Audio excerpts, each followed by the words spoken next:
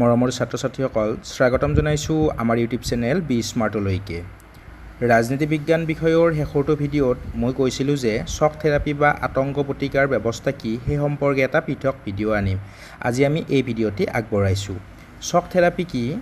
সেয়া জনাৰ আগতে আমি অকণমান জানিব লাগিব ছোভিয়েট ইউনিয়ন কি। ছোভিয়েট ইউনিয়ন কি বা ছোভিয়েট ইউনিয়নৰ ভাঙন কিয় হৈছিল বা তাৰ ভাঙনৰ ফলতনো কি হৈছিল সেই সম্পৰ্কে জানিবলৈ আমাৰ চেনেলত ভিডিঅ' ইতিমধ্যে আপলোড কৰা আছে, সেয়া চাই ল'বা। আজি আমি আলোচনা কৰিম শ্বক থেৰাপি কি। শ্বক থেৰাপি বুলি কোৱাৰ লগে লগে আমি এটা কথা জানিব লাগিব যে 1991 চনত যেতিয়া ছোভিয়েট ইউনিয়ন ভাঙন হৈছিল আৰু সেই ভাঙনৰ ফলত ছোভিয়েট ইউনিয়নৰ পৰা ৰাষ্ট্ৰবিলাক অৰ্থাৎ ছোভিয়েট ইউনিয়নত থকা ৰাষ্ট্ৰবিলাক ভাঙি খণ্ড বিখণ্ড হৈছিল আৰু তেওঁলোক সেই ৰাষ্ট্ৰবিলাক এখন স্বাধীন ৰাষ্ট্ৰলৈ ৰূপান্তৰিত হৈছিল। আৰু সেই স্বাধীন ৰাষ্ট্ৰবিলাকে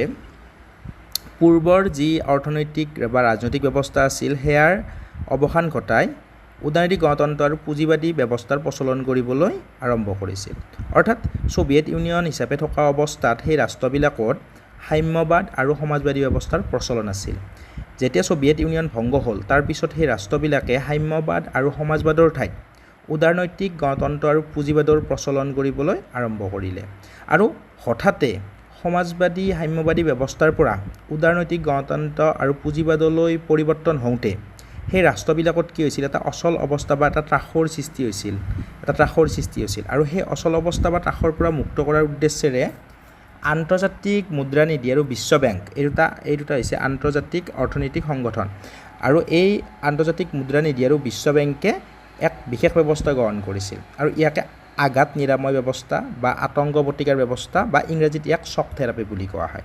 গতিকে শ্বক থেৰাপি বুলি ক'লে আমি এটা কনক্লুজনত আহিব পাৰোঁ যে শ্বক থেৰাপি হৈছে এটা পৰিৱৰ্তন প্ৰক্ৰিয়া।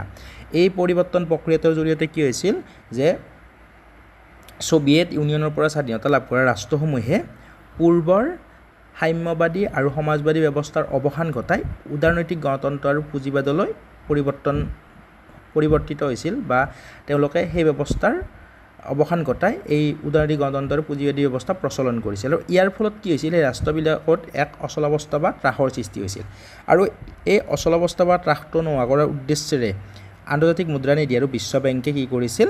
এক বিশেষ ব্যৱস্থা গ্ৰহণ কৰিছিল, এক অৰ্থনৈতিক সংস্কাৰ ব্যৱস্থা গ্ৰহণ কৰিছিল আৰু ইয়াকে শ্বক থেৰাপি বা আতংক নিৰাময় ব্যৱস্থা বুলি কোৱা হয়।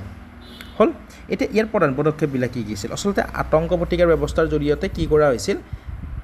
আতংক প্ৰতিকাৰ ব্যৱস্থাৰ জৰিয়তে আচলতে যিটো সাম্যবাদী আৰু সমাজবাদী ব্যৱস্থা তাৰ সম্পূৰ্ণৰূপে অৱসান ঘটোৱাৰ চেষ্টা কৰা হৈছিল। আৰু ইয়াৰ কাৰণে কি কৰা হৈছিল, ৰাষ্ট্ৰীয় সম্পদবিলাক ব্যক্তিগতকৰণ কৰা হৈছিল। অৰ্থাৎ সমাজবাদী ব্যৱস্থাত কি হয়, সম্পত্তিৰ যিটো মালিকানা স্বত্ব সেইটো ব্যক্তিৰ পৰিৱৰ্তে ৰাষ্ট্ৰৰ থাকে, অৰ্থাৎ সম্পত্তিৰ ওপৰত ৰাষ্ট্ৰৰ নিয়ন্ত্ৰণ থাকে। কিন্তু পুঁজিবাদী ব্যৱস্থাত সম্পত্তিৰ ওপৰত ব্যক্তিৰ আধিপত্য থাকে। গতিকে যিহেতু পুঁজিবাদী ব্যৱস্থালৈ ৰূপান্তৰিত কৰিব লাগিব সমাজবাদী ব্যৱস্থাটোক, সেয়ে কি কৰা হৈছিল, সম্পদবিলাকত তীব্ৰ ব্যক্তিগতকৰণ কৰা হৈছিল, ব্যক্তিৰ হাতলৈ বা কোনো প্ৰতিষ্ঠানক গতাই দিয়া হৈছিল। 2 নম্বৰটি চৰকাৰী ৰাজসাহায্য, বিভিন্ন ধৰণৰ চৰকাৰী ৰাজসাহায্য যিবিলাক ছাবচিডি থাকে চৰকাৰৰ ফালৰ পৰা দিয়া, সেইবিলাক বন্ধ কৰি দিয়া হৈছিল। আৰু মুক্ত বাণিজ্য আৰু বিদেশী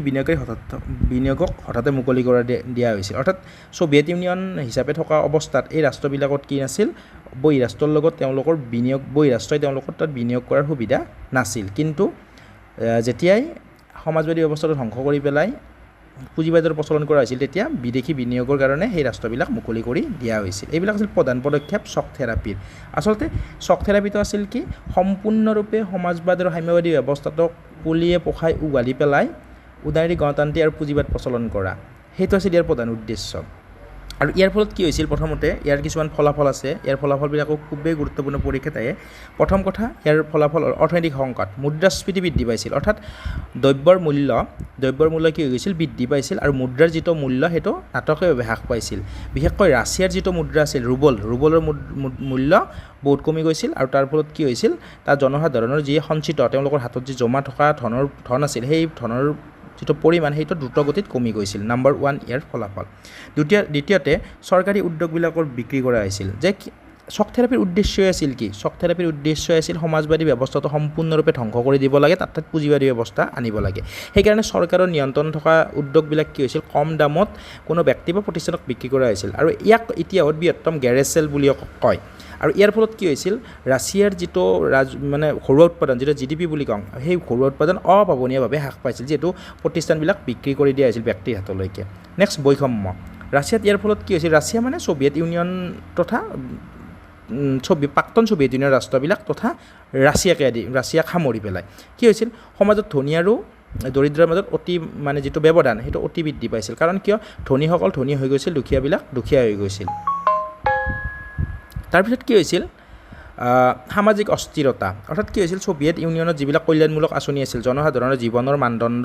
উন্নত কৰাৰ কাৰণে যিবিলাক আঁচনি দিয়া হৈছিল যিবিলাক সা সুবিধা দিয়া হৈছিল সেই সা সুবিধাবিলাক বন্ধ কৰি দিয়া হৈছিল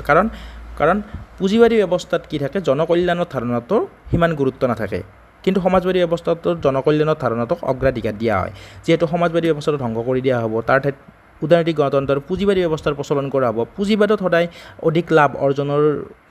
অৰ্জনৰ ক্ষেত্ৰত গুৰুত্ব দিয়া হয় জনকল্যাণৰ ওপৰত গুৰুত্ব কমকৈ দিয়া হয় সেয়েহে ৰাছিয়াত যিহেতু যিবিলাক সামাজিক আঁচনি আছিল সেই সামাজিক আঁচনিবিলাক বন্ধ কৰি দিয়া হৈছিল এখনৰ পিছত এখন আঁচনি বন্ধ কৰি দিয়া হৈছিল তাৰ ফলত জীৱন ধাৰণৰ যিটো মানদণ্ড মানুহৰ এইটো নিম্নগামী হৈ পৰিছিল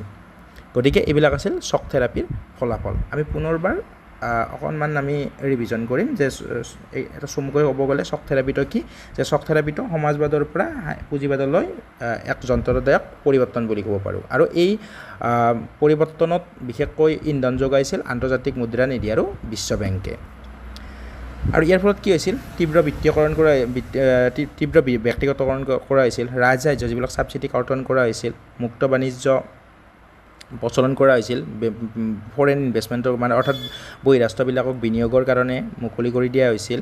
এইবিলাক আছিল ইয়াৰ মূল পদক্ষেপবিলাক আৰু ইয়াৰ ফলত কি হৈছিল ইয়াৰ ফলত আচলতে ভাল হোৱাৰ পৰিৱৰ্তে কিন্তু অৰ্থনৈতিক সংকট হৈছিল মুদ্ৰাস্ফীতি বৃদ্ধি পাইছিল মুদ্ৰাৰ মূল্য নাটকীয়ভাৱে কমি গৈছিল আৰু দ্ৰব্যৰ মূল্য বৃদ্ধি পাইছিল আৰু কি হৈছিল ৰাছিয়াকে আদি কৰি যিবিলাক প্ৰাক্তন ছোভিয়েট ইউনিয়নৰ ৰাষ্ট্ৰবিলাক আছিল তেওঁলোকৰ যিবিলাক উদ্যোগ আছিল চৰকাৰী নিয়ন্ত্ৰণাধীন উদ্যোগ আছিল সেইবিলাক অতি কম পানীৰ দৰত ক'ব গ'লে সেইবিলাক বিক্ৰী কৰি দিয়া হৈছিল আৰু তাৰ ফলত কি হৈছিল ৰাছিয়াকে আদি কৰি প্ৰাক্তন ছোভিয়েট ইউনিয়নৰ ৰাষ্ট্ৰবিলাকৰ যি ঘৰুৱা উৎপাদন সেয়া হ্ৰাস পাইছিল নেক্সট কি হৈছিল সামাজিক বৈষম্যৰ সৃষ্টি হৈছিল কাৰণ কিয় সামাজিক কল্যাণকামী আঁচনিবিলাক সম্পূৰ্ণৰূপে কি কৰিছিল বন্ধ কৰি দিয়া হৈছিল তাৰ ফলত জনসাধাৰণৰ যিটো জীৱন ধাৰণৰ মানদণ্ড যিটোক আমি লিভিং ষ্টেণ্ডাৰ্ড বুলি কওঁ সেইটো নিম্নগামী হৈছিল শেষত কি হৈছিল অস্থিৰতাৰ সৃষ্টি হৈছিল জনসাধাৰণৰ জীৱনত হাহাকাৰ লাগিছিল জনসাধাৰণৰ সাঁচতীয়া যি ধন আছিল সেয়া ওলাই গৈছিল কাৰণ মুদ্ৰাস্ফীতি হৈছিল আৰু জনসাধাৰণৰ যিটো জীৱনৰ মানদণ্ড নিম্নগামী হৈ পৰিছিল জনসাধাৰণে যি নিম্নতম প্ৰয়োজনীয়তা আছে মৌলিক প্ৰয়োজনীয়তা সেইখিনিও এফৰ্ড কৰিব নোৱাৰা হৈ পৰিছিল আচলতে এই শক থেৰাপিৰ জৰিয়তে সেই ৰাষ্ট্ৰবিলাকক অৰ্থনৈতিকভাৱে ষ্টেবল কৰাতকৈ আচলতে তেওঁলোকৰ যি সমাজবাদী আৰ্হিৰ যিটো অৰ্থনৈতিক ব্যৱস্থাৰ প্ৰচলন আছিল তাক সম্পূৰ্ণৰূপে ধ্বংস কৰি দিয়া হৈছিল যাতে ভৱিষ্যতে সমাজবাদী ব্যৱস্থাটোৱে পুনৰ ঠন ধৰি উঠিব নোৱাৰে আৰু সেয়েহে এই ব্যৱস্থাটোৱে প্ৰাক্তন ছোভিয়েট ইউনিয়নৰ ৰাষ্ট্ৰবিলাকক অৰ্থনৈতিকভাৱে স্থিৰ কৰাৰ পৰিৱৰ্তে বিভিন্ন অসুবিধা বা বিভিন্ন সমস্যাৰহে সৃষ্টি কৰিছিল চ' এইখিনি হৈছে প্ৰাক্তন ছোভিয়েট ইউনিয়ন ৰাষ্ট্ৰসমূহক ছোভিয়েট ইউনিয়নৰ ভাঙনৰ পিছত দিয়া শক থেৰাপি বা আঘাত নিৰাময় ব্যৱস্থা বা আতংক প্ৰতিকাৰ ব্যৱস্থা আজিলৈ আহিছোঁ যদি ভিডিঅ'টো ভাল লাগিছে লাইক কৰিবা কমেণ্ট কৰি পেলাই কেনেকুৱা ধৰণৰ ভিডিঅ' লাগে সেই সম্পৰ্কে জনাবলৈ নাপাহৰিবা পুনৰবাৰ ধন্যবাদ জনাইছোঁ আজিলৈ সামৰিছোঁ